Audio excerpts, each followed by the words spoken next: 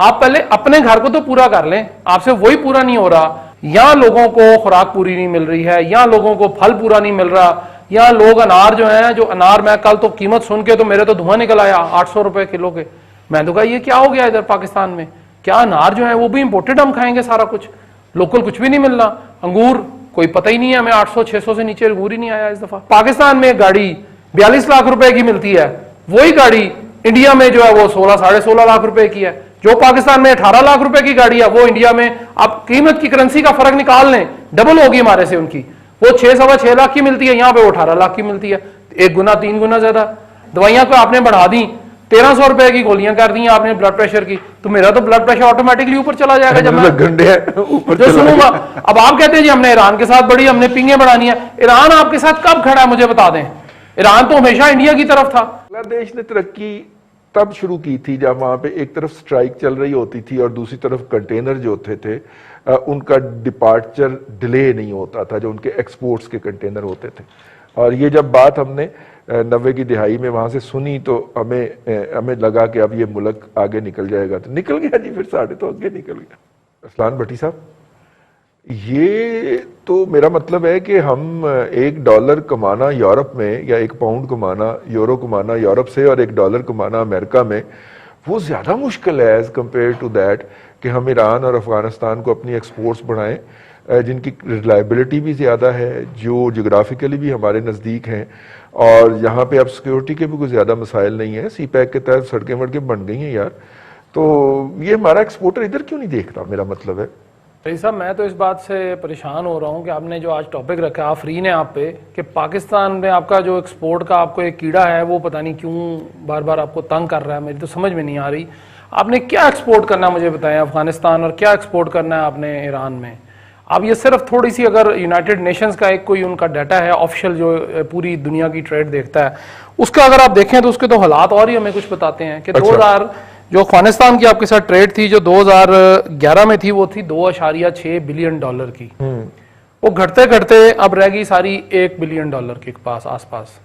इसी तरह ईरान के साथ आपकी जो 2017 में एक्सपोर्ट थी वो थी जी $930 मिलियन की, यानी $1 अरब के आसपास, पौना अरब कम, पौना अरब से ऊपर, काफी ज्यादा, $1 अरब से तकरीबन। तो अब बात यह है जी कि आप क्या एक्सपोर्ट करना चाहते हैं वहां पे, आप क्या भेजेंगे, क्या वहां पे आपके क्या मुल्क में चीजें मौजूद हैं? आपकी अपनी चीजें तो कंट्रोल हो नहीं रही हैं आपसे।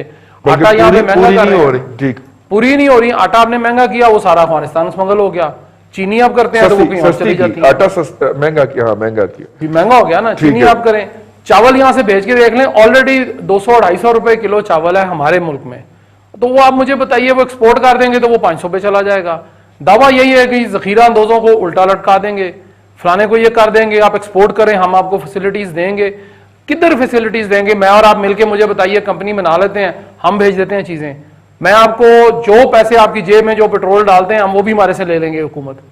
आप पता नहीं किस दुनिया में रहते हैं, मुझे तो ये समझ नहीं आ रही कि आप करना क्या चाहते हैं हमारे साथ। आप पहले अपने घर को तो पूरा कर लें, आपसे वही पूरा नहीं हो रहा, आप लगे हैं दूसरों की कमियां कुताइयां उसको देखने के, जनाब आप हमारे से ये ले लें हम कर देते हैं। कैसे करेंगे मुझे बताइए? यहाँ लोगों को खुराक पूरी नहीं मिल रही है, यहाँ लोगों को फल पूरा नहीं मिल रहा, यहाँ लोग अनार जो है, जो अनार मैं कल तो कीमत सुन के तो मेरे तो धुआं निकल आया 800 रुपए किलो के। मैं तो कहा ये क्या हो गया इधर पाकिस्तान में, क्या अनार जो है वो भी इंपोर्टेड हम खाएंगे सारा कुछ, लोकल कुछ भी नहीं मिल रहा। अंगूर कोई पता ही नहीं है हमें, 800-600 से नीचे अंगूर ही नहीं आया इस दफा, पता नहीं किधर चला गए अंगूर भी, फल। आप क्या चीज यहां से भेजना चाहते हैं? मैंने आपको जिन्स गिनाई है, जिन्स ही भेजेंगे ना। आप कहते हैं जी ऑटोमोबाइल की चीजें भेज दें, मुझे आप बताइए कि पाकिस्तान में गाड़ी 42 लाख रुपए की मिलती है, वही गाड़ी इंडिया में जो है वो 16-16.5 लाख रुपए की है। जो पाकिस्तान में 18 लाख रुपए की गाड़ी है वो इंडिया में, आप कीमत की करेंसी का फर्क निकाल लें, डबल होगी हमारे से उनकी। वो 6-6.25 लाख की मिलती है, यहाँ पे वो 18 लाख की मिलती है, 1 गुना 3 गुना ज्यादा। क्यों ऐसा कर दिया हमने? आप कहते हैं जी हमने अपनी ऑटोमोबाइल इंडस्ट्री को फरोग देना है। ओ भाई मुझे तो ना लूटें आप, मेरा तो कम से कम मेरी जो जान, मेरी जो जरूरत है, मेरी जरूरत जो मेरी जान के लिए जरूरियात है वो तो पूरी कर दें। दवाइयां को आपने बढ़ा दी, 1300 रुपए की गोलियां कर दी आपने ब्लड प्रेशर की, तो मेरा तो ब्लड प्रेशर ऑटोमेटिकली ऊपर चला जाएगा जब मैं ऊपर जो सुनूंगा। अब आप कहते हैं जी हमने ईरान के साथ बड़ी हमने पिंगे बढ़ानी है, ईरान आपके साथ कब खड़ा है मुझे बता दें? ईरान तो हमेशा इंडिया की तरफ था। उन्होंने तो चाबहार वाली जो लेकिन अब वो चाइना की तरफ हुआ है ना थोड़ा सा। भाई साहब, दोस्त का दोस्त भी होता है, ठीक होगी बात, दोस्त का दोस्त दोस्ती होगा। लेकिन मुझे बता दीजिए कि आपने ईरान को देना क्या है, क्या देंगे मुझे बता दीजिए। कोई एक जींस का नाम ले दें मुझे आप कि जी हम ये दे देते हैं, कपड़ा देना है, कॉटन हमारे पास नहीं है। भट्टी साहब ने एक लिहाज से सही कहा कि कौन से हमारे पास कोई मीडियम टेक या हाई टेक आइटम्स हैं जो हम उनको भेज सकें। हमें उस तरफ अब लेके जाना है। मेरे जहन में यही है कि हम अपनी आईटी प्रोडक्ट्स जो हैं वो ईरान को एक्सपोर्ट करें और वो हमारी एक स्ट्रेंथ, जी वो हमारी एक स्ट्रेंथ बन सकती है, क्योंकि इस तरफ कभी किसी ने ध्यान नहीं दिया। चावल भेज दिए, चावलों का ये होता है कि इंडिया भी हमारी बनास्पति को अपना बनास्पति बना के इनको दे देता है। और दुबई में खरीद के उनको अपने नाम। और जफर महमूद साहब की बात एक हद तक ठीक थी कि जी दुबई से गया, दुबई से आया, मगर उससे कॉस्ट बढ़ जाती है और टाइम भी बढ़ जाता है। और इसलिए भी ईरान के साथ हमारे तल्लुकात शादी भी इसलिए नहीं ज़्यादा बढ़ सके पिछले दिनों में और पिछले सालों में, क्योंकि हम अमेरिकन लॉबी में थे, अमेरिकन सैंक्शंस थी, इंडिया ने डिफाई किया उस वक्त अमेरिकन सैंक्शंस को भी, और चाबहार बनाई और पैसे स्पेंड किए और सारा कुछ किया। मगर अब चाबहार जो है वो चाइनीज़ तसल्लत में आ रही है और चाइना उसको ले रहा है और हमारी चूंकि साथ अपना गवादर है, तो वो एक तरह से सिस्टर पोर्ट बनने को जा रही है। अगर ये कामयाब हो जाता है तो हमें फिर उम्मीद है कि ये जो एक स्मगलिंग का दौर है, चाहे अफगानिस्तान हो चाहे ईरान हो, क्योंकि ये बड़े बॉर्डर एरियाज़ हैं, तो हम मेरे अपने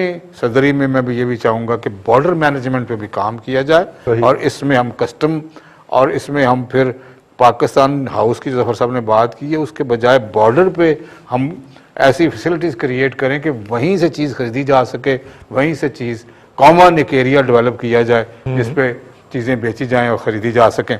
आपने सही कहा, इवन जो कटलरी है, जो सिरामिक टी पॉट्स हैं, ये ईरानियन बहुत अच्छे हैं और हम भी सिर्फ अपने 4, 5, 6 जो खाने पीने की चीज़ें हैं जिसमें राइस ऑन द टॉप है वो भेज के मुतमिन हो जाते हैं। अब वो दौर नहीं रहा, अब हाईटेक का दौर है और हाईटेक की चीज़ें वहाँ जानी चाहिए जो हम बना सकते हैं। मगर जो भट्टी साहब ने बात की वो वजह है कि अपना घर भी देखें और एक्सपोर्ट भी करें। इस तरह से नहीं हो सकता कि आप पहले अपना घर देखते रहें 4 साल और फिर बाद में एक्सपोर्ट करें, क्योंकि आपने इंपोर्ट से रॉ मटेरियल करने ही करने है ना, तो आपके पास एक फॉरेन करेंसी तो होनी ही चाहिए जिससे आप कोई चीज़ बाहर खरीद सकें। तो आपने इमीडिएटली देखना है। और फिर वही बात है कि जब तक इस मुल्क में पॉलिटिकल स्टेबिलिटी नहीं होगी तो जो इन्वेस्टर है, जो मैन्युफैक्चरर है, वो एक वेट एंड सी के मोड में चला जाता है और फिर वो कई साल ज़ाया कर देता है और इन्वेस्ट नहीं करता। जब तक यहाँ पे प्रॉपर प्रोटेक्शन, इंसेंटिव्स की बात बाद में करेंगे, प्रॉपर प्रोटेक्शन ना हो किसी के बिजनेस को कि इधर इतने छापे पड़ते हैं, इतनी बदनामी होती है, ये सारी चीजें और एक लॉ के तहत कुछ होता भी नहीं तो प्रेस रिलीज जारी करके इज्जत रोल दी जाती है। तो वो जो बंदे ने 20-25 साल लगा के इज्जत बनाई होती है उसकी आप एक ट्वीट में ज्यादा कर देते हैं। तो इसलिए पॉलिटिकल स्टेबिलिटी, पॉलिटिकल प्रोटेक्शन, फिर इंसेंटिव्स। देखिए अभी इन्होंने कहा कि जी कंस्ट्रक्शन इंडस्ट्री को हम देते हैं मुराद के जी वो जहाँ से मर्जी पैसे लाएं वो स्पेंड कर लें। मैं समझता हूँ कि इस वक्त दौर ये जा रहा है कि आप पूरा पाकिस्तान ओपन कर दें, जहाँ मर्जी जो मर्जी लगाए उसको हम अपने टेन्योर में पीटीआई के हम नहीं पूछेंगे कि पैसा कहाँ से आया। देखिए जितना भी ग्रे और ब्लैक मनी है ये अगर वाइट होना शुरू हो जाता है और सर्कुलेशन में आ जाता है तो टैक्स भी बढ़ेगा, कंस्ट्रक्शन के साथ साथ बाकी की इंडस्ट्री भी लगेगी। कंस्ट्रक्शन इज वन इंडस्ट्री, बेशक ये कहते हैं पहले इसके साथ 40 इंडस्ट्रीज और होती हैं। आपको मैन्युफैक्चरिंग करनी है और मैन्युफैक्चरिंग को आप ये सहूलत दें कि भाई आप पैसा लगाएं, हम नहीं पूछेंगे कहाँ से पैसा आया। वो सारी उम्र 70 साल तो आपने कभी पूछा नहीं है, आप पूछेंगे तो ऑब्वियसली सारे अपने पैसे को दबा के बैठ जाएंगे या बाहर ले जाएंगे। सो ये देखते हुए देखिए ईरान का ये जो चेंबर आपने बात की है, ये मैंने पहले बताया बिल्कुल नया चेंबर है।